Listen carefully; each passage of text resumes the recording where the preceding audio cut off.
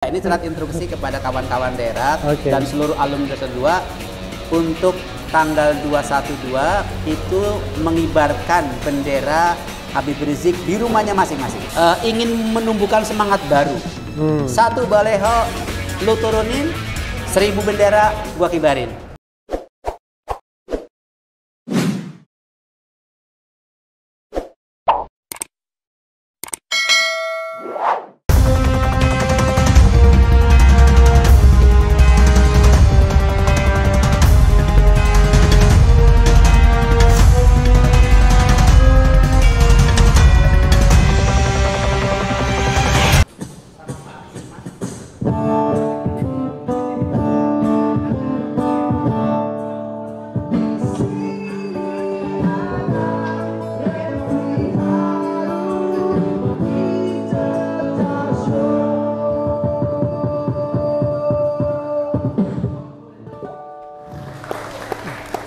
Assalamualaikum warahmatullahi wabarakatuh, Sobat RH sekalian. Jumpa lagi kita di channel yang keren ini, Keren Cadas. Kali ini saya punya tamu, orang yang sangat penting kalau menjelang kegiatan 212.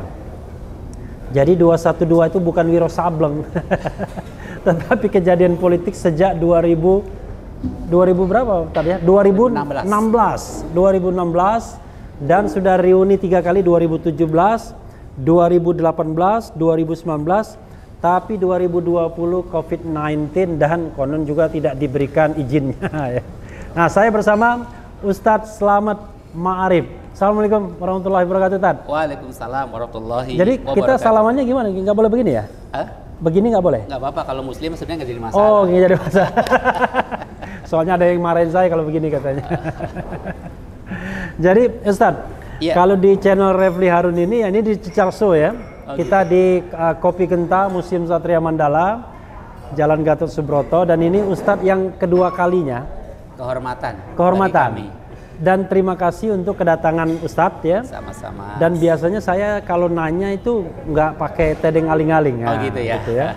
Pertanyaan pertama, kenapa 212 ngotot sekali mengadakan reuni padahal COVID-19 sampai kemudian akhirnya konon katanya tidak diizinkan baik oleh Panglima maupun oleh Pemda DKI.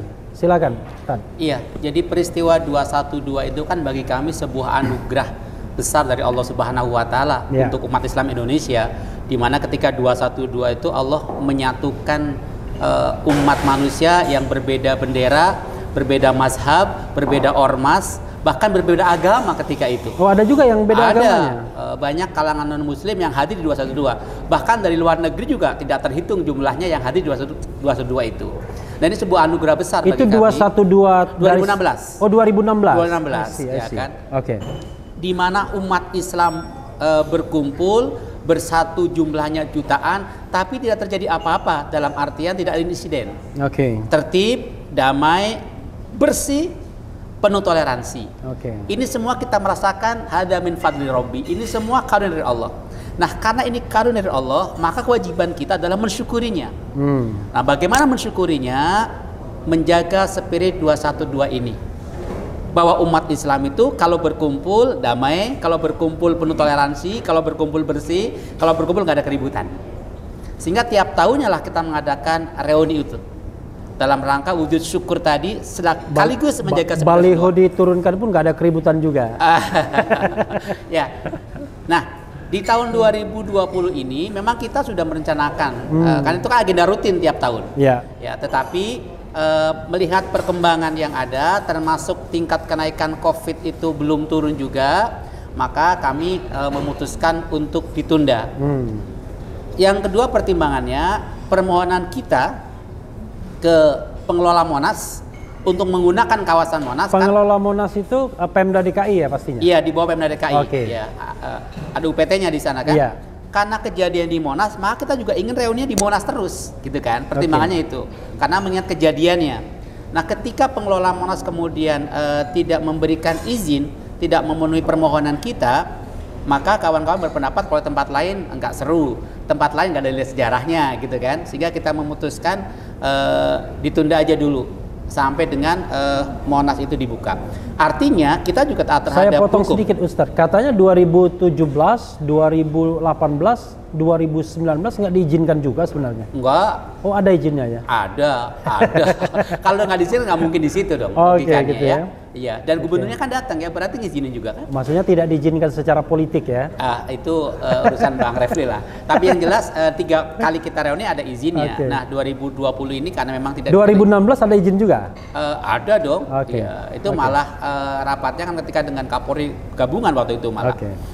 Nah melihat dua hal tadi, maka kita memutuskan untuk ditunda terlebih dahulu, tentunya sampai dengan nanti Monas dibuka, sampai dengan COVID ini ada tingkat penurunan, PSBB-nya dicabut. Nah kita tuh taat hukum, ketika pengelola Monas tidak memberikan izin, ya kita nggak memaksakan diri. Jadi jangan salah paham. Kan gini prosedurnya, kita dapat surat izin dulu penggunaan Monas dari UPT Monas, pengelola Monas. Yeah. Habis itu baru kemudian kita mengurus ke gubernur untuk dapat rekomendasi. Setelah dapat surat itu dari gubernur dan dari Monas, baru kemudian kita ke Polda Metro Jaya mengajukan perizinan. Dan nggak ada kaitannya sama Pangdam Jaya kan? Nggak ada. Nah sehingga Soalnya Monas Pangdam saja Jaya nggak bilang keluar. Pak Gubernur kita belum mengajukan. Nah terus kemudian ada yang mengatakan saya nggak mengizinkan. Siapa yang minta izin? Nah kita kan belum minta izin. Orang belum sampai ke kepolisian kok. Dan nggak ada urusan sama TNI. Itu ranahnya Polda Metro Jaya. Oke, Ustadz. Tapi kan yang jadi masalah adalah ini kan COVID-19 ya dianggap. Kalaupun diizinkan misalnya, kan ada masalah dengan kerumunan. Ini 50 orang, 100 orang, 1000 orang saja bermasalah, apalagi jutaan orang begitu. Iya, jadi sebetulnya ada sebuah tantangan di 2020 ini yang kami rasakan, yang kemudian menumbuhkan semangat teman-teman. Sebetulnya ketika kita ada dengar kabar dari pihak Pemda DKI akan memberikan izin, karena pernah dapat angin begitu tuh, itu kita sudah rapat, sudah memutuskan bahwa kalau nanti sampai Monas mengizinkan, kemudian Pemda DKI mengizinkan, kalau kepolisian kan kalau dua itu udah izin nggak bisa nolak dong, karena dia tugasnya pengamanan saja. Itu kita sudah rapat akan menyiapkan ratusan ribu masker.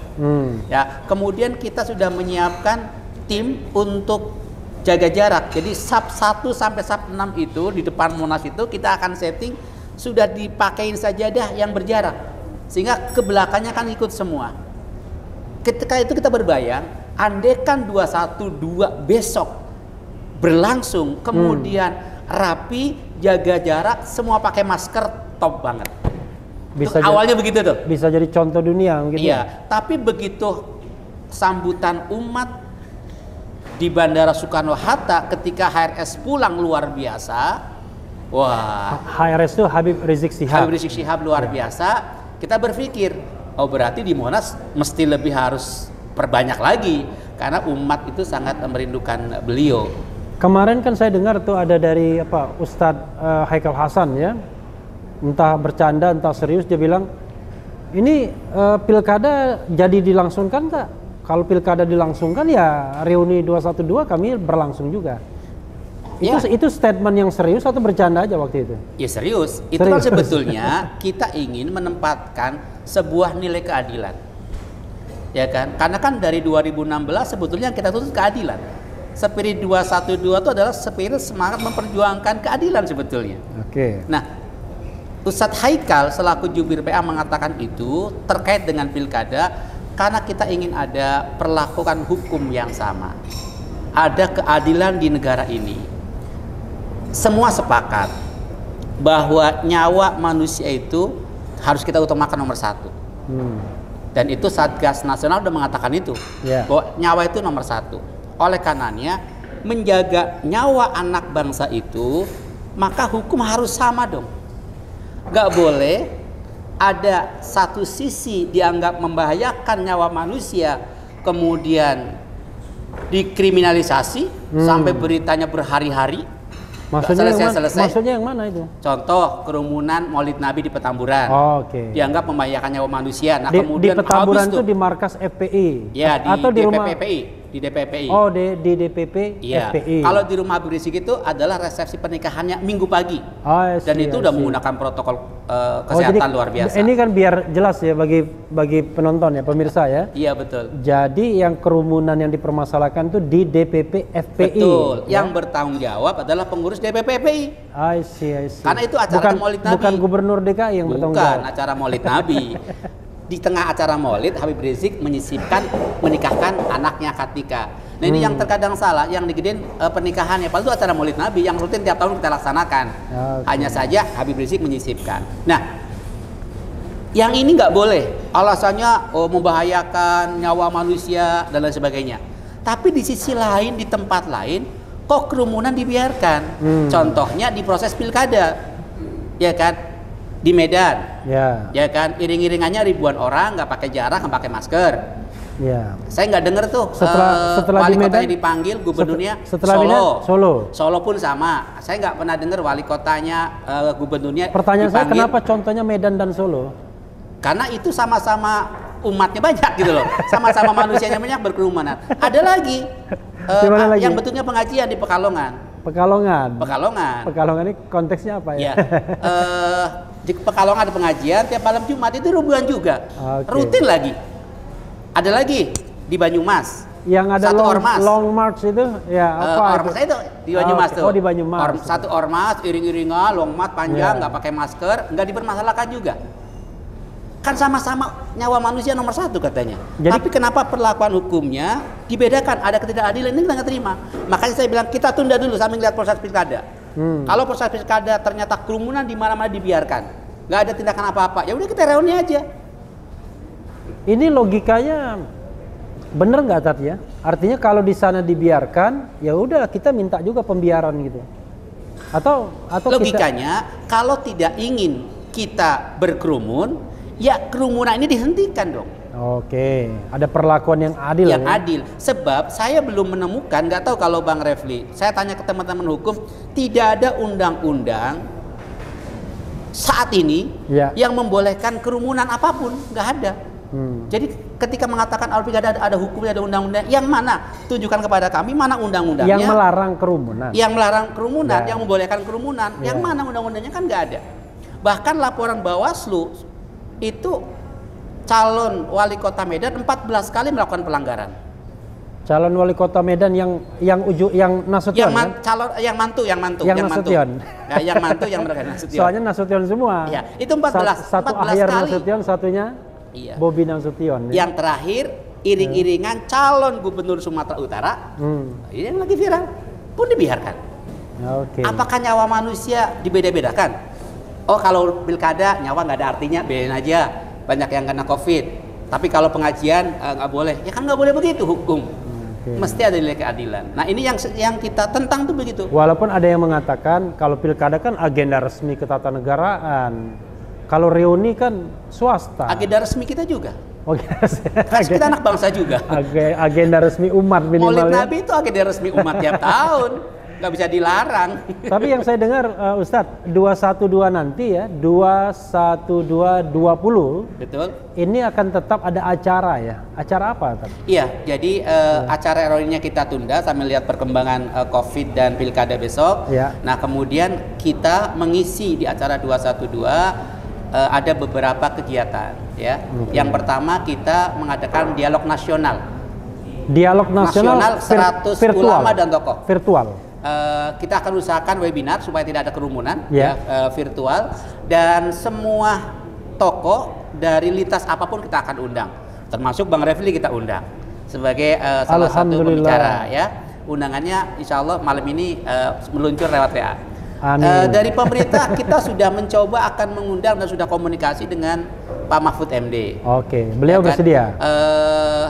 Dari penjembatannya nunggu undangan dari kita. Insya Allah paling lambat besok undangan kita sampaikan.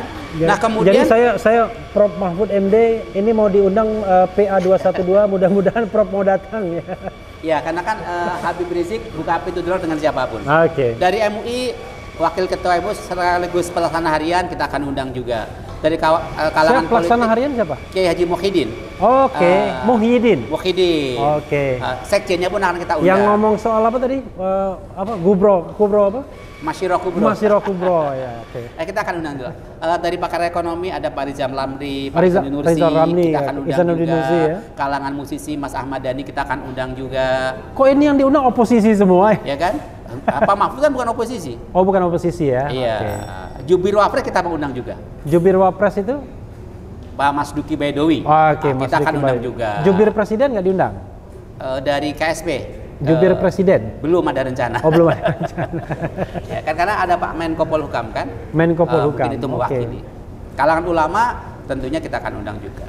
Kalau tidak salah waktu reuni-reuni itu selalu mengundang presiden dan wakil presiden ya? Kalau reuni itu terbawa untuk umum, siapapun boleh datang. Oh, tidak ada undangan resmi tidak gitu memberikan ya? undangan resmi. Itu undangannya untuk umum siapapun. Tapi kita juga sebagai panitia pelaksana tahu diri dong. Kalau ada tokoh, ada pejabat ya pasti kita taruh di panggungan begitu. Nggak mungkin kita biarkan kalau memang kita ngelihat. Tapi kalau memang nggak ngelihat aja di belakang susah masuk ya kita nggak bisa juga begitu. Itu ada yang pertama, dialog nasional. Ya. Nah mudah-mudahan ini dialog nasional itu nanti ada tokoh yang bertemu di Kopi Darat berapa orang? Iya, kita akan upayakan di studio ada beberapa tokoh yang bisa hadir. Oke, di studio lalu di seluruh Indonesia yang 100 itu atau di Jakarta saja? Oh enggak, nasional. Nasional. Jadi, webinarnya nasional, virtualnya nasional, dan insya Allah nanti Imam Besar Habib Rizik yang akan menyampaikan pandangan-pandangan tentang revolusi akhlak, solusi untuk Indonesia yang bermartabat. Itu temanya. Tapi doanya mudah-mudahan internetnya nggak lemot ya. Mudah-mudahan nggak dikerjain. Saya nggak bilang nggak dikerjain loh, saya bilang internetnya nggak lemot.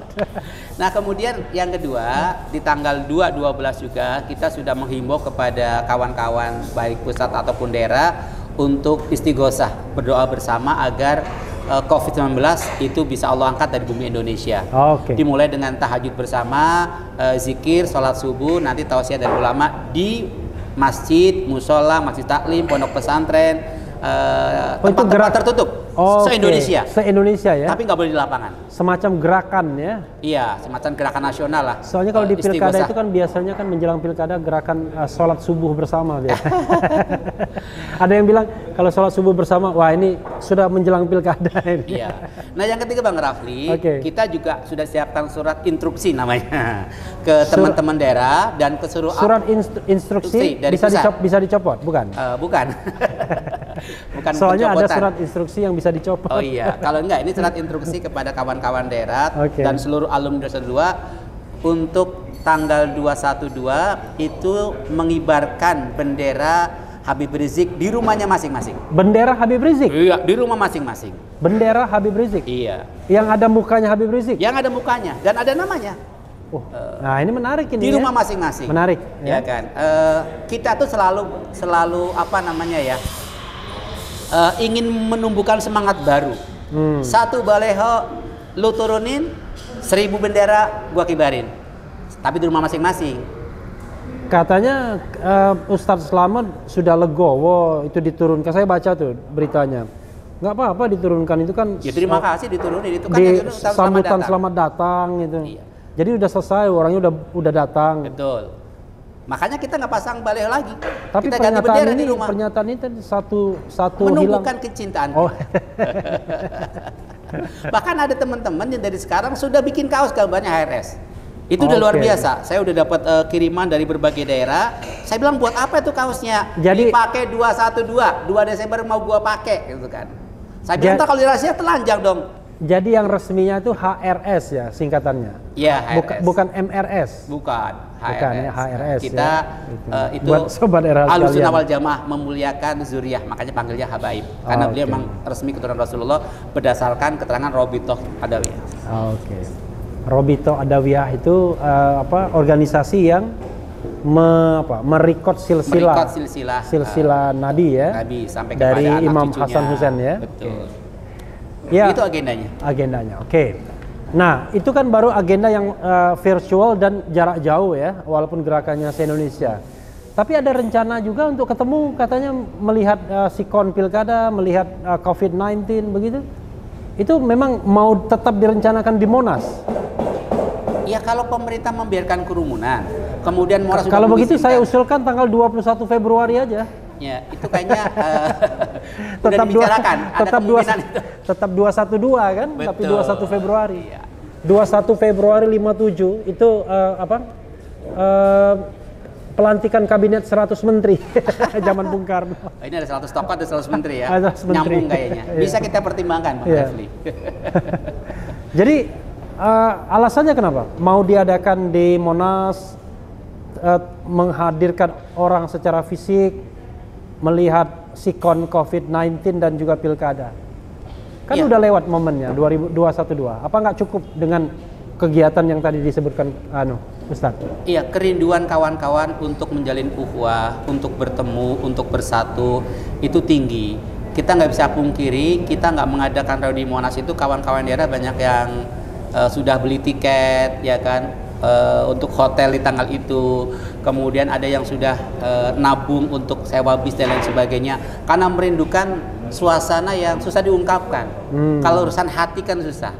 Ini menyangkut hati, sehingga mereka ingin ya udah nanti nunggu Monas dibuka aja lah, kita kumpul lagi. Yang penting kan nilai persaudaraan kita kumpul, hati kita bisa terjawab ini kerinduannya begitu. Masalahnya bukan apa, 212 ini bisa mengalahkan wukuf di Padang Arafah. Ya, dari wukuf di Padang Arafah yang hadir di reuni cuma 3 juta. Kita pernah sampai 13, sekian ya laporannya. Oke. Menurut apa? Google Map. Iya, berdasarkan email yang aktif ketika itu. Oke. Ustadz, saya ingin bicara lebih agak politis ya. Tadi kan soal rencana. Saya bukan orang politis ini. Enggak apa-apa. Tapi kan ketua PA 212 saya nggak punya kan. partai persoalannya. Iya. Kita tahu bahwa 212 itu sebelumnya 411 2016 itu kan tidak lepas dari konteksnya Pilkada DKI. Semua orang tahu kan, jadi frankly speaking kita ngomong. Efeknya ke Pilkada DKI. Iya, dan waktu itu juga ada the common enemy-nya, musuh bersamanya kan, salah satu calon gubernur DKI. Dan orang menganggap bahwa 212 2016 itu agendanya sangat politis sekali. Termasuk juga 411. Tanggapan Ustadz? Saya mau kaitkan dengan reuni-reuni berikutnya. Iya. Kalau pendapat penilaian orang itu kita nggak bisa larang. Tapi yang jelas munculnya 212 di tahun 2016 itu pendapat nggak boleh dilarang kecuali Anda kena undang-undang ITE gitu. Ya, itu memang muncul dari gerakan moral bahwa ada ketidakadilan terhadap seorang yang melanggar hukum, yang menodaikan misalkan agama. Terkesan ketika itu dilindungi. Terkesan ketika itu ada kekuatan besar yang melindunginya, sehingga hukum tumpul ketika itu. Nah, sehingga gerakan hati, gerakan moral nggak bisa dibiarkan. Di negara Indonesia yang ada 5 silanya disebut Pancasila, ada keadilan sosial kan, ada nilai keadilan, ya kan, sehingga kita menuntut keadilan, proses. Ini orang masih diproses, karena kita nggak ingin ke depannya ada pembiaran terhadap penoda agama, penista agama. Kita nggak pengen tuh, maka harus diproses. Nah, kebetulan si penista agama ini calon gubernur. Sehingga berefek kepada pemilihan gubernur. Kalau tidak calon gubernur nggak akan seramai itu? Ya mungkin nggak akan seramai itu, karena dia tokoh. Tapi yang jelas ketika itu kita muncul adalah gerakan menegakkan keadilan, melawan ketidakadilan terhadap si penista agama yang terkesan dilindungi dan dibiarkan. Oke. Kan itu 2016 Ustadz mengakui konteksnya untuk yang itu ya. Betul. Artinya memang tujuannya politik. Tapi 2017 ngapain diadakan lagi? 2018 orang pada waktu itu melihatnya dalam konteks untuk Pilpres. 2019 Pilpres sudah lewat, ngapain diadakan lagi? Kan tadi saya udah bilang, ini sebuah karunia. Kejadian 2016 itu yang harus kita syukuri. Jadi ada Pilpres, nggak ada Pilpres ya kita jalan. Justru kalau kemudian setelah Pilpres lewat kita nggak ada kegiatan, akan lebih dituding lagi tuh kan, betul politik, nggak ada Pilpres, nggak ada reuni. Jadi kita bukan pertimbangannya itu, pertimbangan adalah semata-mata kemanusiaan kalau sekarang. Oke. Tapi kan orang juga akan berpikir ya, ini kan yang namanya inputnya banyak sekali ya. baik itu input dari panitia sendiri maupun dari peserta yang datang, bahkan ada yang jalan kaki dari luar daerah dan lain sebagainya. Tapi tujuan yang hakikinya apa sih sebenarnya reuni 212 ini, Ustaz? Oke lah, kalau 2016 saya bisa underline, ini kan ada tujuan politiknya ya. 411 juga begitu, tapi 2017 itu apa? Jadi gini, saya ulangi bahwa gerakan kita tuh gerakan melawan ketidakadilan, gerakan memperjuangkan keadilan. Sehingga ketika ada ketidakadilan, ya kan, yang terus berlangsung, maka kami pasti akan memperjuangkannya, akan melawannya. Nah, persoalannya apakah sampai sekarang keadilan di negara ini sudah terwujud? Kan belum. Kita melihat masih banyak ketidakadilan di negara yang kita cintai ini. Perlakuan hukum. Contoh, kita punya berkas kurang lebih segini nih Bang Refli. Laporan kita ke pihak kepolisian terhadap penista agama, Abu Janda, Ade Armando, Denny Siregar, itu kita punya segini. Satu pun ada yang diproses. Jadi sementara ada satu laporan yang menyangkut kita, cepet banget. Kata mereka, kami juga punya segini laporan yang menyangkut HRS, Selamat Ma'arif itu. Yang diproses cuma segini. Kita kan merasakan itu ya, bahwa anak ada sebuah ketidakadilan hukum, ya kan. Nah, kemudian ada juga ketidakadilan di bidang ekonomi. Kita melihat bahwa tadi ketidakadilan hukum ya, ekonomi sekarang. Kemudian kita melihat ada yang kita merasakan rakyat ini kok dikalahkan dengan kepentingan oligarki. Ya kan. Ada cukong-cukong yang kelihatannya dilungli nomor satu kan.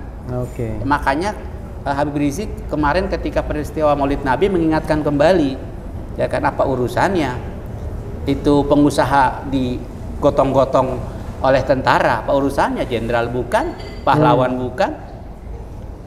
Satu sisi ketika ada anggota TNI yang sedang mengungkapkan kecintaannya kok diproses hukum. Kan kemarin juga Habib ceritakan ada ketidakadilan di negara kita ini. Nah, ketika ketidakadilan itu terus menggelinding di negara ini, ya kami terus akan berjuang.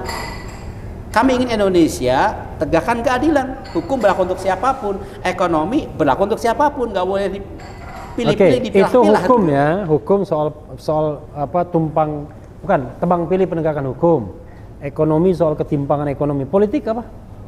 Keadilan politiknya di mana, Ustaz? Gini, keadilan politik di negara lain yang kita lihat itu pemerintah pusat itu akan melindungi pemerintah daerah. Tugas pemerintah pusat mengayomi pemerintah daerah. Tapi di negara kita yang kita rasakan pemerintah pusat menjadi oposisi pemerintah daerah. Maksudnya pemerintah pusat DKI Jakarta oposisi terhadap pemerintah DKI Jakarta. Ini yang kita rasakan. Ini apa? Ini negara apa ini? Mana ada pemerintah pusat jadi oposisi pemerintah daerah? Dulu di Iran ada itu, Presiden Iran beroposisi terhadap Ahmadinejad, wali kota Teheran. Kan jadi lucu gitu kan. Harusnya kan tapi Ahmadinejad kemudian menjadi orang nomor satu setelah itu. Ya, makanya tambah kuat kemudian keyakinan dan pendapat kami, Polda Metro Jaya itu sejajar dengan gubernur. Apalagi nih? Kok dipanggil gitu? Soal pemanggilan. Iya kan? Kalau mau klarifikasi, ya datang loh ke kantornya gubernur. Apa nggak lebih terhormat? Kan klarifikasi. Ini kesannya bukan klarifikasi, jadi penyidikan begitu kan? Tapi kan Kapolda yang baru kan sudah datang. Ya kan proses itunya udah berlangsung. Proses klarifikasi. Ya, saya ingin kembali lagi soal keadilan politik tadi ya. Keadilan politik kok terkesan PA212 ya, kok sepertinya sangat risau antara hubungan Pemda DKI dengan pemerintah pusat. Ya tadi karena kita melihat sebuah kenyataan yang secara logika kita nggak terima gitu kan, logika kita. Mana ada mesti kan mengayomi. Karena ini PA212 asal ada kebijakan DKI yang ada peluang, lu hantam habis gitu kan. Apa ini kan begitu? Sementara pemerintah yang lain kan enggak. Ya, tapi begini Ustadz, kalau kita mau ngomong terus terang ya kan ini semua kan persaingan politik aja. Jadi kalau yang Ustadz sebutkan tadi, katakanlah Anies Baswedan maksudnya kan begitu, kan dipersepsi sebagai calon pemimpin dari arus kanan, sementara yang berkuasa sekarang arus kiri kan begitu, tengah kiri, tengah kanan. Kan sah-sah saja dalam politik. Tapi tidak boleh persaingan Gitu. politik kemudian mengabaikan nilai-nilai keadilan. Gitu ya? Iya, nggak boleh dong. Saya sih mancing-mancing aja. Nggak boleh. Ya kan? Karena negara mengayomi semuanya. Tapi Begitu. kelompok kiri bilang nggak adil juga nih, lagi pilkada DKI kok malah seperti gladiator. Suruh bertarung tapi kakinya dirantai satu. Yang nggak bisa maksimal. Akhirnya kalah. Artinya selalu ada persepsi itu kan. Kelompok kiri menganggap kelompok kanan nggak adil, kelompok kanan menganggap kelompok kiri nggak adil, kan selalu ada. Iya, makanya pandangan yang begitu. kuncinya berpegang kepada hukum undang-undang yang ada. Oke. Ya kan, jangan undang-undang ditabrak sendiri, Oke. bikin sendiri, tabrak sendiri. Oke. Ya kan, tegakkan aturan, tegakkan hukum yang ada, insya Allah rakyat terima. Kan kuncinya itu. Oke. Nggak boleh satu undang-undang berlaku untuk kelompok ini, tapi nggak berlaku buat kelompok ini, kan nggak boleh juga. Tat, kita ngomong soal lebih politik lagi ya. Tadi rencana 212 dan politik. Nah, ini politik banget ya. Kita tahu bahwa ada politik current politics, politik saat ini, ada politik jangka menengah 2024, ada politik jangka panjang hegemoni politik, kan begitu. Kalau kita bicara current politiknya, kita tahu bahwa PA212, GNPF Ulama, kemudian FPI, paling tiga itu ya, backbone-nya. Iya. Dari yang sekarang koalisinya namanya anak NKRI kan, Aliansi Nasional Anti Komunis NKRI.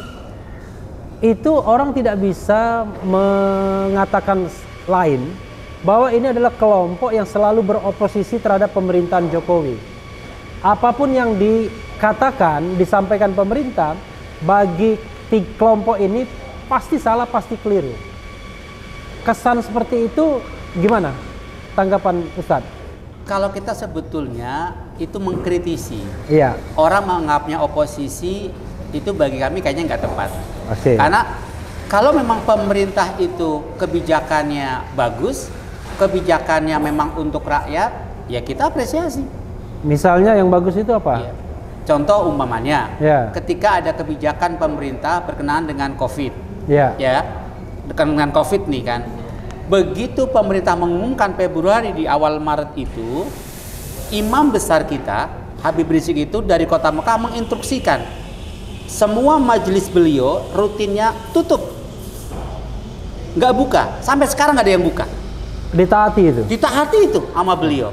Kemudian beliau instruksikan kepada Hilmi, Hilal Merah Indonesia. Ditaati sama umatnya ya. Iya, dan umat taat, Oh, ya kan. oke. Bahkan Habib Hanif itu jadwalnya hampir 900 tempat. Tapi begitu kenaikan Habib Hanif itu menantu beliau. menantu beliau, Menantu ya, beliau. menantu HRS ya. Begitu kenaikan tinggi, tingkat kematian tinggi, Habib Hanif ditelepon sama Habib Rizik, batalkan semua agenda. Dibatalkan. Kurang lebih hampir 1,5 bulan beliau nggak ceramah. Hampir 900 dibatalkan. Oke. Kita apresiasi kebijakan itu. Berikutnya apa? Beliau instruksikan Hilal Merah Indonesia Hilmi, ya kan, untuk turun ke lapangan. Sehingga ketika itu anak-anak FPI itu nyemprot masjid, nyemprot musola, nyemprot sekolah, nyemprot pesantren, disinfektan di mana-mana gerakan itu.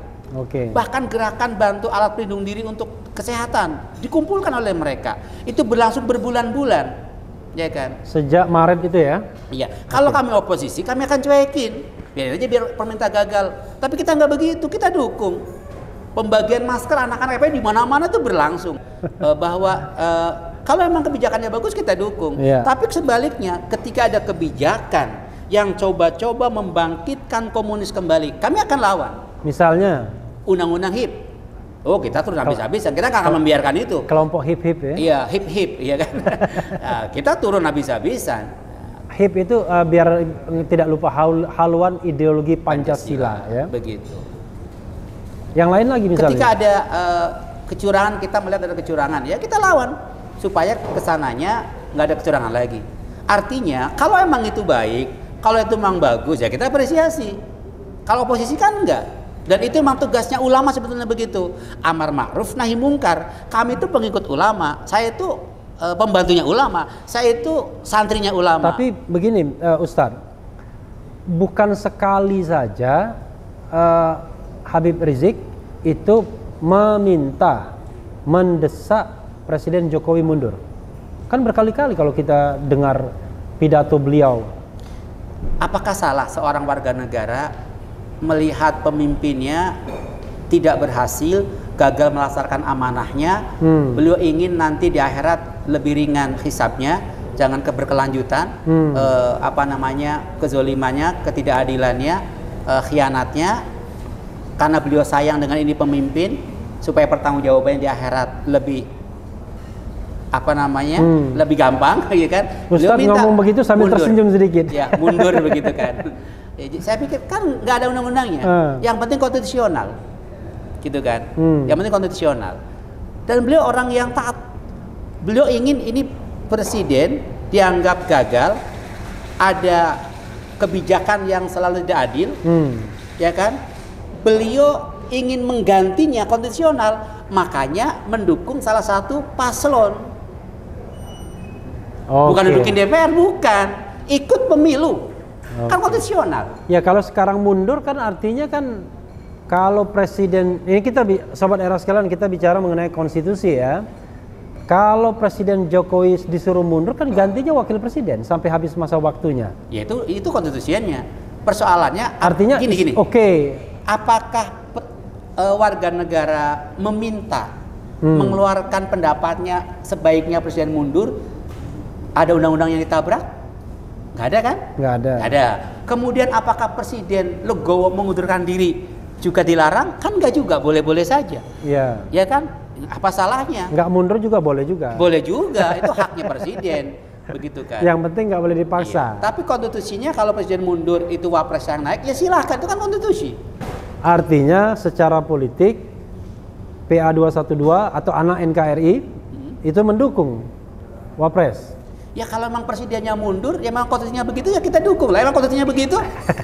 Kalau konstitusinya presiden mundur, wapres harus mundur juga, ya kita dukung juga. Nah, oke ya. Itu jangka waktu dekat ya. Politik current politiknya adalah sikapnya sama ya. Menyarankan Presiden Jokowi mundur kan? Saran kan? Saran. Sarannya itu masih atau sudah berubah sekarang? Itu kan beliau lontarkan ya. Terakhir masih dilontarkan. Masih dilontarkan. Masih. Itu sikap Habib Rizik, imam besar. Sikap organisasi PA212, GNPF Ulama, FPI bagaimana? Begitu juga. Sikap yang pernah kita keluarkan dalam aksi-aksi, termasuk ketika munculnya rancang undang-undang HIP kemarin, kan udah jelas juga di itu ada, ya kan? Pertama ya cabut. Yang kedua inisiatornya masih diusut, ya kan? Kalau emang melibatkan partai, ya partainya harus dibubarin. Itu kan tuntutan. Bagaimana mau bubarinnya? Ya itu urusan konstitusi kan, gitu kan. Kemudian ada permintaan tadi, ya kan? Jika presiden sudah tidak mampu lagi, mundur saja. Silahkan mundur. Jika kalau udah masih merasa mampu, ya silakan saja. Nah, begitu. Itu kalau ya, pakai kalau ya. Oke, Ustadz. Ini kan current tadi ya, current politik. Nah, saya mau bicara 2024. Itu sudahlah, semua orang tahu bahwa semua kelompok sekarang ini, apalagi kelompok tengah kanan, tengah kiri ya, itu sedang ancang-ancang untuk 2024. Bahkan di salah satu video saya mengatakan jagoannya kelompok tengah kanan ini sekarang ini 1 Habib Rizik, 2 Anies Baswedan, 3 mungkin Ustadz Abdul Somad, ya kan? 4 Selamat Ma'arif. Jadi ada persiapan 2024. Jadi begini, sekali lagi kita itu gerakan moral bukan partai politik. Sehingga kami tahu diri, kami tidak punya hak untuk mencalonkan siapapun. Kami tahu diri itu, karena kita bukan partai politik. Nah sehingga, tetapi kami punya hak juga dong menyuarakan, ya kan? Menyuarakan kan punya hak. Nah pertama kita ingin, ini kan negara katanya demokrasi, ingin yang tampil 2024 tuh nggak itu saja. Apa nggak ada orang lain? Ya 2024 pasti. Walaupun itu haknya partai ya. 2024 kan Presiden Jokowi pasti nggak nyalon. Tapi Prabowo masih. Tapi ya, kita nggak ingin begitu, ya kan? Karena kami meyakini masih banyak anak bangsa yang punya potensi, tinggal diberikan peluang, kan begitu. Sehingga kalau kami, teman-teman dalam diskusi kami, kita ingin yang muda, yang energik, yang berpikiran luas. Kalau pidato di luar negeri gak malu-maluin, bahasa Inggrisnya lancar, begitu kan? Ya kan, menjadi kebanggaan kita sendiri, gitu kan? Lahirnya bulan Mei tahun 69 gitu? Saya nggak hafal. Oh, nggak hafal ya? Hafal, itu tahun 69 saya lahir. nggak hafal itu kan? Lahirnya tahun 69, S1-nya di Gajah Mada, UGM, Fakultas Ekonomi gitu. Lama gitu. Di Amerika selama 6 tahun gitu. Terus. Dan terakhir namanya Anies Baswedan. Saya nggak hafal kalau tanggal lain, nggak hafal ya. Terakhir namanya Anies Rashid Baswedan, ARB. Iya. Nah, itu yang kita inginkan. Artinya kita ingin sosok baru di 2024 itu. Iya, artinya. Tetapi gini Bang Raffi, iya. kita itu tidak akan mendukung siapapun kalau tidak ada perintah, tidak ada rekomendasi, tidak ada kesepakatan para ulama. Kemarin kita dukung Prabowo Sandi karena ada istimewa ulama. Nah, ketika 2024 bukannya Prabowo Sandi kan istimewa ulamanya, iya. Prabowo UAS. Prabowo itu kan prosesnya, terakhirnya kan di Ijtima Ulama 3 yang mendukung ini kan. Oke. Nah, itu tapi kan depannya ulama, kan Prabowo Ulama, itu Prabowo UAS. Pertama. Ya kan kita ada 4 kali Ijtima Ulama. ya. Baru tahu saya. Yang ketiga itu, ya kan. Okay. Nah, 2024 kalau nanti ada Ijtima Ulama kemudian menyepakati misalkan si A begitu, ya kita dukung si A. Ya kan, misalkan ada kesempatan kita nggak dukung. Itu Anies maksudnya? Ya bisa Anies, bisa Agus, bisa Andi, bisa Arif. Oh bisa. Kalau double A tuh Andi Arif, iya. ya, double A. Andi Arif. Sebaliknya, ya kan, ketika 2024 menunjuk si B, ya kita dukung si B juga, walaupun depannya A juga umpamanya kan, begitu kan. Tetap dukung si B. Jadi A dan B, Anies Baswedan. Artinya PA 212 itu, PGNPP itu akan tunduk, patuh, samina wa ta'ala terhadap istimewa ulama. Oke, berarti ada politik yang kontemporari sekarang ini bahwa PA 212 kalau ditanya saat ini mendukung Anies Baswedan untuk 2024. Sebelum ada perubahan apa-apa, kan begitu tadi? Belum tentu juga. Ya tadi katanya yang bahasa Inggrisnya bagus, kalau di luar negeri nggak malu-maluin. Ya, emang Anies aja. Bang Refli Harun juga bahasa Inggrisnya bagus. Kalau pidato nggak malu-maluin juga. Saya nggak punya bakat, ya kan? Pak Anies juga belum punya partai. Artinya kita harus logis juga. Kita ngedukung dari sekarang, ternyata nggak ada partai yang mau nyalonin, kan nggak bisa juga. Jadi kita harus realistis dalam politik juga. Makanya PA 212 itu intervensi dong, ngirimkan juga permohonan sebagai pihak terkait. Permohonan saya penghapusan presidensial threshold. Itu biar teman-teman hukum yang bertugas, kita bagi-bagi tugas. Iya, tapi kalau nggak ada intervensi masyarakat yang luas, MK nggak mau proses ini barang. Iya, kalau masalah itu memang dianggap wah ini urusan segelintir orang. Kita sepakat untuk diturunkan. Tapi kalau 0% masih perdebatan di kita. Sebab kalau 0% bahaya juga nanti. Kenapa bahayanya? Kenapa? Nanti partai yang nggak punya masa. Ya kan untuk ikut pemilu kan mereka kan harus verifikasi. Betul. Macam-macam. Tapi kan ada standar. Supaya nanti persaingannya tidak terlalu merumitkan, tidak terlalu banyak gesekan. Masih ada standar. Misalkan 5%, 7%, masih ada standar lah. Pokoknya standarnya standar PKS lah ya kira-kira gitu. Oh enggak juga. Enggak juga. Ada standar. Jadi kalau katanya di teman-teman diturunkan gitu kan. Begitu. Tapi begini Bang Raffi, di diskusi teman-teman itu sebetulnya kita itu ingin menuju 2024 itu ada sebuah koalisi partai-partai yang berbasis Islam yang mulai dibangun. Umpamanya PAN, PKB, PKS, PAN, P3, PKB, P3, apa lagi? PKS tadi. PKS, PAN, PKB, P3, PKS, Masyumi. Ada Masyumi, Ribon, PBB, ada partai baru Pak Amin Rais umpamanya. Partai Umat, PBB, partai Bulan Bintang enggak? Bulan Bintang. Ya silakan pokoknya partai. Gelora masuk enggak Gelora? Ya silakan, dia kan berbasis Muslim juga kan. Gelora silakan. Nah dari sekarang itu kita ingin sebetulnya mereka bikin koalisi dari sekarang, ya kan? Supaya persiapannya panjang tuh 3 tahun ke depan.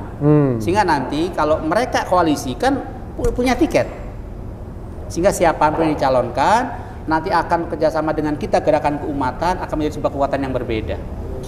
Nah ini sebetulnya yang kita inginkan, ada koalisi antar mereka sebetulnya.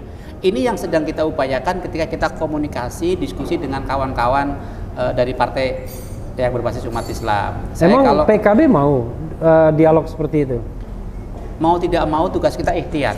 Oke. Ya, tugas kita ikhtiar. Saya ngomong PKB ini karena dalam spektrum politik Indonesia yang namanya Islam tradisional, ya kan, lebih suka ke kelompok kiri dibandingkan ke Islam modernisnya. Itu kan fakta di lapangan. Tapi fakta politiknya itu yang namanya politik bisa berubah kan. Oke, ya. Karena yang dikejar kepentingan sebetulnya. Iya, apalagi kepentingannya sama. Ya, iya. Saya pikir kalau kepentingannya sama bisa berubah. Kalau kaitkan 2024, HRS nggak nyalon? Saya pikir belum pasti. Beliau tidak punya ambisi sekalipun. Saya bukan soal ambisi, apakah tidak ada niat untuk mencalonkan HRS? Kalau dari kita nggak akan mencalonkan HRS, karena kita nggak punya partai. Kan bisa dijual dijajakan ke tempat-tempat partai itu kan? Itu urusan-urusan partai. Tapi yang jelas saya sendiri secara pribadi nggak yakin kalau beliau mau hal seperti ini. Beliau itu sudah menjadi tokoh umat. Nah, kalau presiden itu terlalu kecil buat beliau. Kalau kita kaitkan dengan kondisi saat ini ya, stok pemimpin. Yang jelas Ustadz pernah mengatakan no Prabowo anymore, ya kan? Benar kan? Pokoknya selesai ya. PA 212 tidak akan dukung Prabowo lagi kan begitu? Ya udah selesai. Karena emang istimewa ulamanya kemarin 2019 udah selesai. Nah, itu kan bahasa diplomatisnya. Bahasa yang tidak diplomatisnya bahwa memang emoh jagokan lagi 2024. Udah pasti enggak? Tadi saya sudah katakan kita ingin ada yang baru ya, muka baru, generasi muda yang tampil. Oke ya. Nah, kalau kita kaitkan dengan situasi saat ini, Ustadz, kira-kira kalau Ustadz bisa nyomot pemimpin, Ustadz maunya yang menjadi calon presiden dan calon wakil presidennya siapa? Kan nggak apa-apa dong, subjektif. 2004 masih jauh. Masih jauh, tapi kan tadi udah perubahannya masih terlalu banyak. Jadi terlalu dini kalau kemudian kita mencomot dari sekarang. Kalau misalnya pilpresnya besok tahun depan bulan Januari. Masih banyak tokoh. Misalnya siapa stok sekarang? Pertama ada Gubernur DKI Jakarta, Anies dia punya Baswedan, potensi. Ya. Ada wakilnya juga punya potensi. Wakilnya Reza Patria. Itu punya potensi juga. Ya kan? Reza Patria itu putranya Pak Hamidan. Ulama juga Pak Hamidan, ya, mantan salah satu ketua MUI. Mantan salah satu ketua MUI, Pak Hamidan. Ya. Itu anak ulama juga, ya punya potensi juga, punya peluang juga. Ya. Dari kalangan politis ada juga Pak Fadlizon, punya potensi juga. Fadlizon, kemudian ada dari PAN ada Pak Zulkifli juga punya potensi. Zulkifli Hasan. Ya kan. Dari PKS ada mantan presidennya Pak Sohibul juga punya potensi. Ada Ketua Majelis Syuro. Sekarang presidennya siapa? Sekarang Pak Kiai Ahmad Syekhu. Oh, Ahmad Syekhu ya, baru ya. Baru ya. Tapi Ketua Majelis Syuro masih sama. Iya. Ya kan? Ya kan. Dari kalangan pengusaha kan banyak juga. Pengusaha siapa? Ya ada pengusaha yang kemarin nyalon ya silakan saja. Sandiaga Uno. Iya itu punya potensi juga. Ya. Harus berikan peluang juga. Kepala daerah yang lain, Bupati Bogor punya potensi juga. Bupati Bogor atau Wali Kota Bogor? Wali Kota Bogor, Wali Kota Bogor. Itu punya potensi juga. Bima Arya Sugiarto. Iya. Siapa lagi? Ya banyak kalau mau sebutin lah. Enggak harus disebutkan biar ketahuan siapa aja yang disebut. Dari kalangan Gubernur Jawa Barat nggak masuk? Ya punya potensi. Gubernur Jawa Tengah masuk? Saat ini kalau bagi kami masih dipertimbangkan. Oh masih dipertimbangkan. Masih banyak pertimbangan. Masih banyak pertimbangan. Pertimbangan. Tapi surveinya nomor 1 loh sekarang. Menurut indikator politik surveinya nomor 1. Ya, Prabowo sudah kalah. Kalau survei kan kita percaya nggak percaya. Kita menghormati, menghargai lembaga survei apapun. Tapi urusan percaya nggak percaya juga urusan hati kan. Karena kita ngelihat beberapa fakta juga, gitu kan. Jadi kalau ya survei bisa-bisa aja lah gitu kan. Kalau survei kan begitu. Oke, Ustadz ya kita. Kalangan ulama juga ada kan banyak. Misalnya siapa? Agim bisa. Agim. Ya kan? Ada Ustadz Abu Somad. Habib Rizik. Kalau kita nggak nyebut beliau karena bagi kami beliau lebih tinggi dari ibu posisinya. Iya.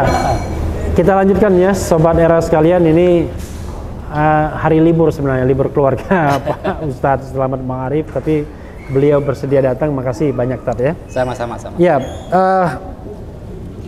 2024 tadi kan kita sudah sebutkan nama-nama ya. Tapi ada satu hal yang membuat saya galau tadi ya. Soal kekurangan dan kecurangan pemilu, termasuk pilpres tentunya. Nggak ada gunanya kita pemimpin kita canggih-canggih misalnya, tapi presidensial threshold masih dipertahankan.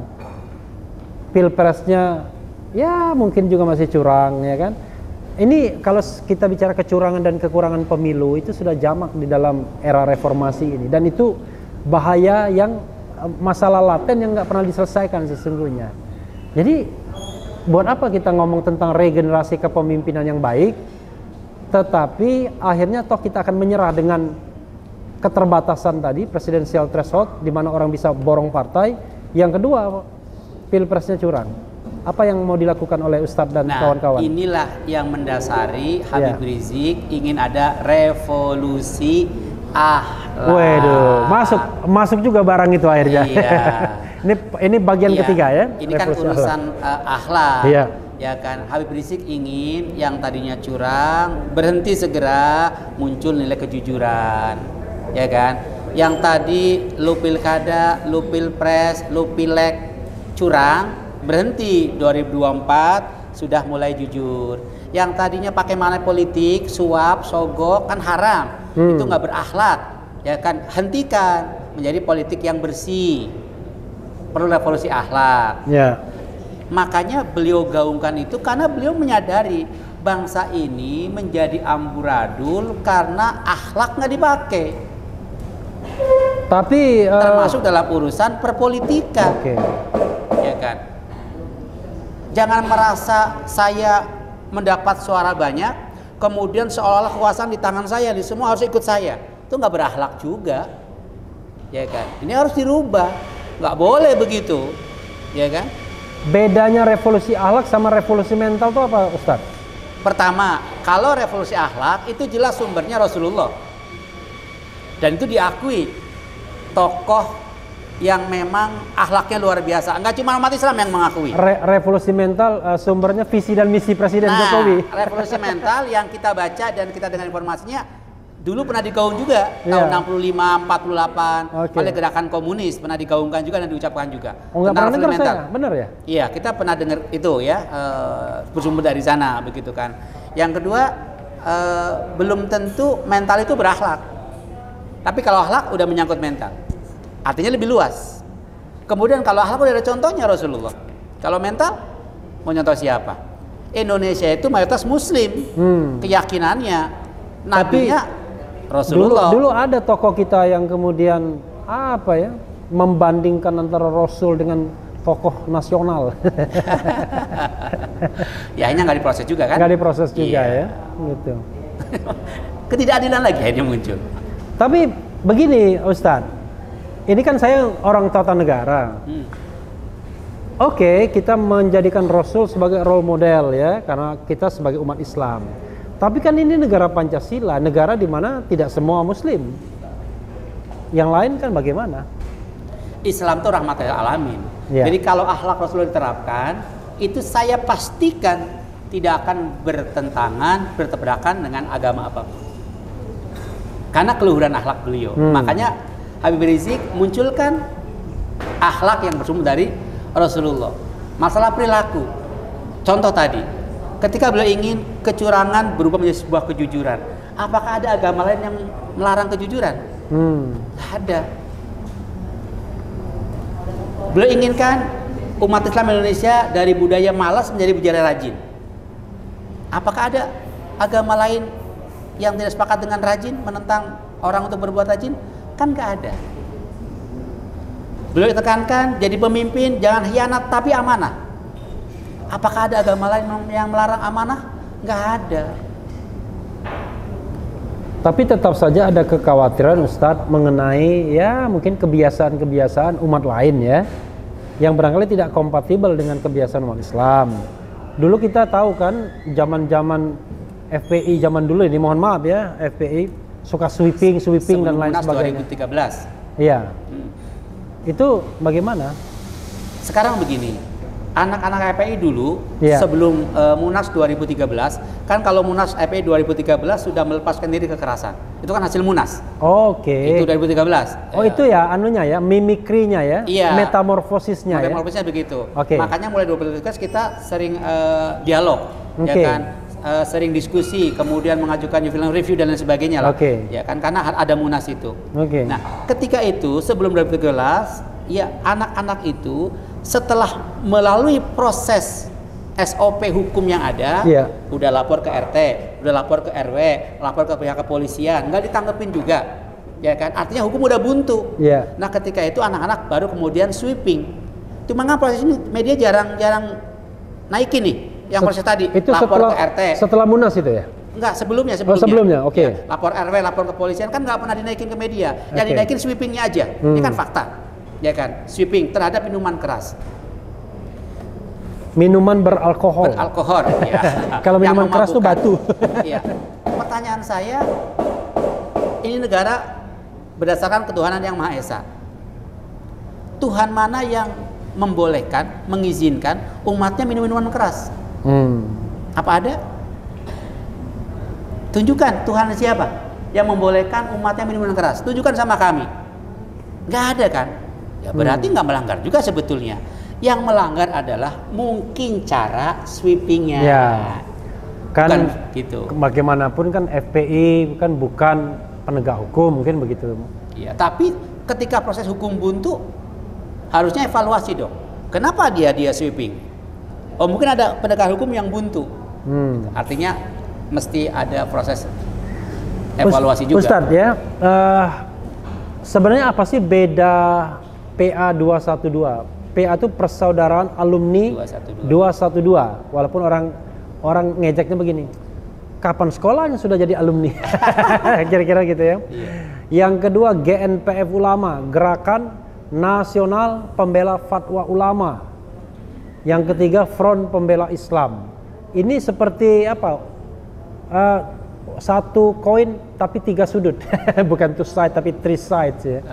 Ini sebenarnya organisasi ini beda-beda visi dan misinya, atau sebenarnya sama aja dan sama-sama berkiblat ke Habib Rizik. Kalau imamnya pembinanya sama. Sama ya. FPI imamnya Habib Rizik, GNPF pembinanya tunggal Habib Rizik, PA 212 juga sama, imamnya Habib Rizik, pembinanya sama dan imamnya sama. Artinya kiblat kepemimpinannya kita sama pada satu tokoh. Yang berbedalah cara juangnya. Cara juangnya dan medan juangnya yang memang dibeda-bedakan. Contoh, GNPF itu tugasnya sebetulnya adalah bagaimana dia membuat sebuah kebijakan. Ya, dia syuro, dia musyawarah, melahirkan sebuah kebijakan, sebuah sikap yang kemudian PA 212 itu melaksanakan sikap itu. Contoh, Istimewa Ulama. Itu kan GNPF tuh, tugasnya tuh yang bertugas begitu. Hasil Istimewa Ulama kita yang ambil. Makanya PA 212 turun abis tuh kemarin ketika di Pilpres. Karena melahirkan itu. Contohnya. Nah, kalau FPI itu udah ormas yang udah 22 tahun berkecimpung, yang dia punya tahun 99 cara kerja ya? sendiri. 98. 98 dia berdiri. Iya kan? Karena saya ketika itu ikut mendirikan. Dalam artian ikut deklarasi pertama kali gitu kan. Sudah punya cara kerja sendiri. Begitu. Nah, walaupun memang tidak bisa dipungkiri media itu sudah mengecap kita PA jadi tukang demo begitu kan dalam urusan politik. Gitu. Dan memang Habib Rizik ketika itu memang menggiring kita untuk ke arah situ, PA itu. Setiap ada ketidakadilan, ada kesoliman, ada undang-undang yang melahirkan merugikan rakyat banyak, PA turun. Nah, begitu. Nah, termasuk dulu ketika 2016 muncul 212, kemudian 2017 Pilkada DKI yang memenangkan gubernur muslim, itu tidak bisa dipungkiri mulai terjadi proses kriminalisasi terhadap ulama dan tokoh termasuk HRS. Nah, disitulah 2017 kita diberikan tugas oleh imam besar untuk ke Komnas HAM, mendesak Komnas HAM untuk mencari fakta di lapangan, membuktikan memang ada, dan itu kita dapatkan ketika itu. Komnas HAM memang ada kemajuan terhadap HRS, ya kan. Nah, kemudian akhirnya menjadi gerakan menjaga spirit 212 untuk tegakkan keadilan melawan kezaliman di berbagai aksi-aksi. Ini 3 organisasi ini tidak mau bermimikri jadi partai politik, Ustadz. Soalnya saya pernah dengar FPI mau jadi partai politik tuh, kira-kira ya tahun 2004 tuh katanya ada rencana. Ya, jadi gini, kalau FPI itu kebijakannya itu mengacu kepada Munas. Munas 2013 itu tidak ada rekomendasi melahirkan atau membentuk partai. Kemudian Munaslup kemarin karena COVID maka namanya lup gitu kan, juga sama, tidak melahirkan itu. Jadi untuk 7 tahun ke depan sangat kecil kemungkinan FPI Munasnya setiap 7 tahun? 7 tahun. Dulu 5 tahun, sekarang sudah 2 periode 7 tahun. Kalau PA212 pasti tidak jadi partai politik? Belum tentu untuk juga? Saat ini belum mempertimbangkan dan belum pernah membicarakan itu semua. Ini struktur organisasinya sampai ke bawah juga atau sebenarnya ini organisasi yang di tingkat nasional saja, yang lainnya itu afiliasi-afiliasi aja? Enggak, jadi kalau PA212 itu kan 212 itu dari berbagai daerah, termasuk yang ikut reuni itu kan dari berbagai provinsi. Sehingga kita itu sudah punya koordinator wilayah sampai dengan 22 provinsi. Kita udah punya. Tapi itu sifatnya cair. Ya, sifatnya cair dari gabungan. Jadi gini, kalau FPI itu ya hanya FPI saja. Tapi kalau PA212 itu teman-teman di pusat, seperti saya di DPP ini, di DTN itu ada kurang lebih 23 ormas perwakilan. Ya, misalkan Bu Nandino dari GIN, nah, itu kan masuk dalam pengurusan Muslim 212. Ada Bu Nurdiati, ada dari Bang Jafar, ya, ada dari Brigade, ada dari JAS, ada dari Dewan Dakwah, gabungan. Nah, di daerah pun sama. Ya, karena memang tugasnya PA itu merangkul ormas-ormas Islam yang sevisi searah dengan kita, dirangkul semua. Ini memang, nah sekarang itu Munas kemarin 136 kabupaten kota. Nah, Munas yang di Bogor ya? Yang di Bogor. Setelah itu kita sudah hampir 60 tambahan kabupaten kota pembentukannya. Ustadz Ketua Umum ini periode kedua ya? Periode kedua. Periode pertama 2017, 2020. Betul. 2020, 2023. Iya. Tapi setiap tahunnya bisa dievaluasi dengan Majelis Syuro. Berarti kalau ada tindakan saya yang melanggar syariat, melanggar agama, tindakan saya yang melanggar hukum, dianggap oleh Majelis Syuro kita sudah harus mundur, ya diberhentikan begitu. Jadi artinya ada yang mengontrol. Oke, Ustadz, terakhir ya, bagaimana tanggapan Ustadz soal 2 hal, iring-iringan koopsus di depan markas FPI, karena kan saudara kembarnya FPI kan? Iya. Lalu penurunan baliho oleh TNI. Pertama, batin yang paling dalam saya sangat prihatin. Itu TNI melakukan sesuatu yang tidak pada tempatnya. Bagus tuh iring-iringan panser di Papua. Nah, itu lebih bagus tuh di depan OPM. Itu lebih terhormat, lebih top begitu kan. Kalau OPM nggak bisa iring-iringan pansernya, soalnya dia di tengah hutan. Nah, kemudian kalau kemudian di tengah-tengah kerumunan rakyat, itu kan menakutkan rakyat. Tugas TNI bukan menakutkan rakyat. Dan dari dulu kita sendiri FPI itu, kawan-kawan FPI dengan TNI selalu kerjasama di lapangan. Dari tsunami Aceh, berbagai bencana, itu kawan-kawan dengan TNI itu bareng-bareng, yang angkat jenazah, yang benerin rumah, yang nolong yang banjir, itu selalu bersama-sama. Makanya timbul keprihatinan yang mendalam, sekaligus tanda tanya besar. Ini ada apa? Ada apa? Kok tiba-tiba terkesan mau nakut-nakutin gitu kan? Yang pertama. Jadi sangat prihatin sebetulnya. Yang kedua, juga sangat menyayangkan terhadap penurunan baliho, ya kan? Marwah TNI dipertaruhkan ketika itu bagi saya, karena itu bukan tugasnya. Setiap tahun itu baliho terpasang. Udah 22 tahun Satpol PP udah biasa nurunin, gak pernah ada benturan sama FPI. Karena kan alasannya adalah minta bantuan, pertama Satpol PP nurunin, dinaikin lagi. Minta bantuan polisi nyerah katanya kan gitu. Kalau sih nggak mau, nggak bisa. Akhirnya yang turunnya Pangdam Dudung. Ya tapi kan berubah lagi. Berubahnya? Pernyataannya kan. Pernyataannya apa? Ya, perubahannya? Sekarang Satpol PP kan mengatakan enggak pernah dimintain bantuan. Itu yang saya baca tadi. Oh iya. Dan dia dikatakan kan ada satu berita bahwa FPI menghalangi Satpol PP untuk menurunkan. Satpol PP mengatakan enggak, FPI nggak menghalangi. Oke. Gitu kan. Jadi Ustadz, ya saya mancing-mancing aja. Ustadz melihat apa skenario apa yang menyebabkan tiba-tiba kok TNI paling tidak ada apa ya? Ada kelompok TNI yang dimobilisasi untuk berhadapan jadi begini, dengan kalau kita umat melihat ini. Dan menghimbau kepada umat Islam, terutama kawan-kawan FPI, jangan terprovokasi. Kita melihat ada skenario besar yang sedang dijalankan untuk mengadu domba antara umat Islam dengan TNI yang selama ini bahkan sejak perjuangan dulu bersama-sama. Hati-hati. Yang menjalankan siapa, yang mau mengadu domba siapa? Ya tugas Bang Refli lah untuk mencari itu semua. Ya nanti saya tunggu jawabannya. Kan antum tata negara. Jadi tugas antum nanti kasih ke saya. Ini siapa nih begitu kan? Tapi indikasi itu kita melihat itu. Kita tugasnya adalah menenangkan umat. Tugas kita itu menenangkan umat Islam. Ayo jangan terpancing. Jangan sampai kita mau diadu domba dengan TNI. Karena kita sudah berpuluh-puluh tahun bersama dengan TNI dan faktanya di berbagai daerah. Kan saya kebetulan sering diundang ceramah Bang Refli sampai ke pelosok-pelosok. Itu kawan-kawan TNI itu dengan kita luar biasa kok, menyatu, ya kan? Malah ada yang mengucapkan selamat datang kepada Habib Rizik. Iya. Nah, walaupun sempat disetrap juga. Sempat disayang sama atasannya. Kalau nggak disayang sama atasannya nggak terkenal dia. Iya, gitu aja lah, kita husnuzon begitu saja. Ya, jadi terkenal kan disayang sama atasannya. Nah ini yang kita rasakan ya. Jadi jangan melaksanakan tugas yang membuat marwah TNI turun sekaligus mengambil lahan orang, nggak bagus lah. Mengambil lahan orang. Ustadz, terakhir ya, mungkin ada closing statement dari Ustadz yang mau disampaikan. Soal apa aja?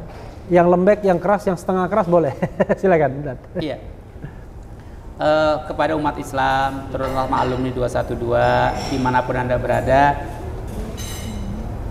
memfilter informasi wajib supaya kita tidak mudah terprovokasi, teradu domba dengan pihak-pihak lain. Oleh karenanya dalam situasi seperti ini kita dukung upaya pemerintah untuk menurunkan angka COVID-19 dengan pakai masker, jaga jarak, jaga wudhu, kemudian perpolitikan yang sedang berlangsung jangan menimbulkan kekacauan pada diri kita, jangan menimbulkan perpecahan di antara kita semua. Karena terkadang perpolitikan itu disebabkan karena ada perebutan kekuasaan yang sedang berlangsung saat ini. Assalamualaikum warahmatullahi wabarakatuh. Waalaikumsalam warahmatullahi wabarakatuh. Ini seperti juru bicara Satgas COVID-19. Tapi bedanya tadi apa? Menjaga jarak.